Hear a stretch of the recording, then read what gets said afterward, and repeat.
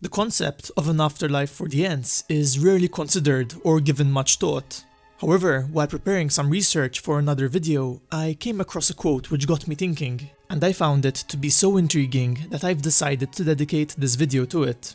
Hello friends, it's Carl here, and today we're going to delve into the possibility of an Entish afterlife. So first of all, I think we need to address a personal bias that Ents are seen simply as sentient trees, rather than a different race altogether, and to do so we must look at their origins. So their creation is closely tied with that of the dwarfs, for when the dwarfs were created, Yavanna, one of the Valar who was associated with nature, feared that they would cut down trees and show little care or regard towards them, and so she went to speak with Manwë, the Lord of the Valar, seeking counsel. As Manwë thought about her words, he was given a vision by Eru Ilúvatar, the god of Middle-earth. In this vision he saw that once the elves would awaken, Ilúvatar would summon spirits that would go among the trees and dwell within them. These would be the first Ents to ever walk Middle-earth. Now what we're unsure of is what type of spirits were they, if they were lesser spirits so to speak, such as those of elves and men, or if they were Maiar spirits. Maiar spirits were powerful beings that served the Valar, and their numbers included the wizards such as Gandalf and Saruman, or evil creatures such as the Balrogs and Sauron. Anyway, their creation is very similar to that of the dwarfs, because at first both of them were inanimate, though they were later granted spirits by Ilúvatar. Now dwarves believe that when they die, they would be gathered in a separate hall, in the halls of Mandos, until Dagor Dagorath, the apocalypse and last battle of Middle-earth.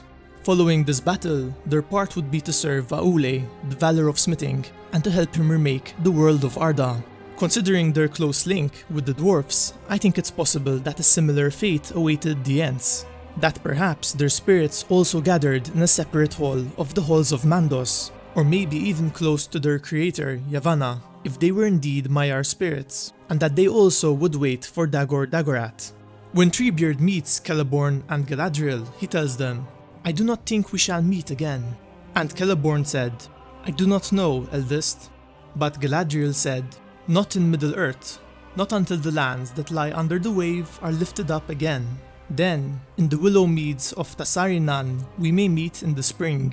Farewell."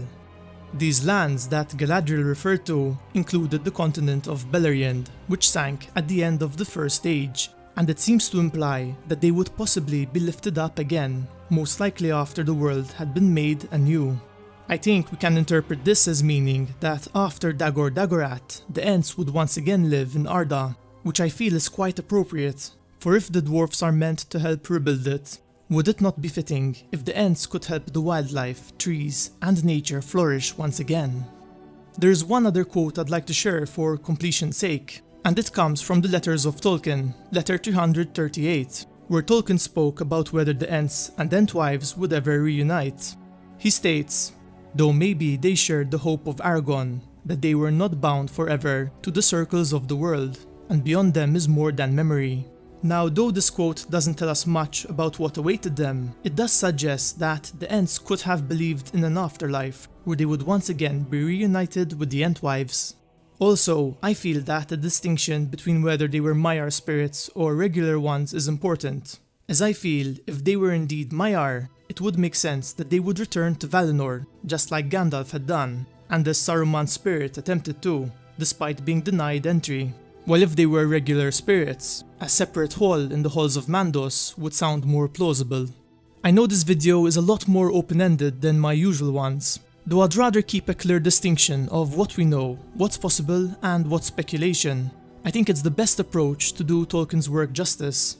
Also, though slightly off topic, I'd really like to express how happy I was to find out that it's quite likely that the Ents and Entwives would reunite once again.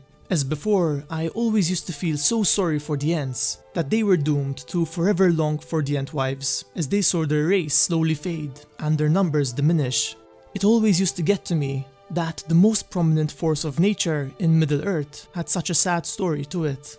I feel like it represented an almost bleak future for nature, and yet now I can see it in a much more positive light, knowing that they might one day once again reunite in the lands of Arda. Anyway friends, enough rambling on my part. I hope you enjoyed this video. I'd like to hear your thoughts on this, whether they were Maiar or regular spirits, if you think their spirits faded away, or if they indeed had some place to go following their death. If you can, drop a like, cause it helps this channel immensely, and subscribe to join our fellowship today. I hope to see you all in my next video, where together we can once again explore the magical world and lore of Middle-earth.